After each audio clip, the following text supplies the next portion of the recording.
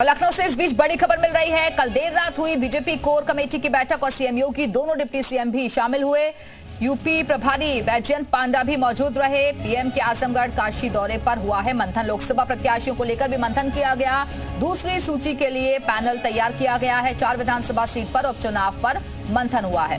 24 seat पर अपने प्रत्याशी उतारेगी बीजेपी। दावेदारों मौजूदा सांसदों पर मंथन हुआ। 2019 में हारे प्रत्याशियों पर भी चर्चा की गई। कुछ सीट पर नए चेहरों को मौका मिल सकता है, ऐसी खबरें मिल रही हैं। सूत्रों के मुताबिक प्रदेश अध्यक्ष भूपेंद्र चौधरी भी बैठक में मौजूद रहे। और इसी खबर पर और ज्यादा बातचीत के लिए इस वक्त हमारे साथ हमारे सहयोगी विशाल रघुवंशी जुड़ गए हैं। विशाल, बीजेपी कोर कमेटी की बैठक में क्या कुछ खास रहा?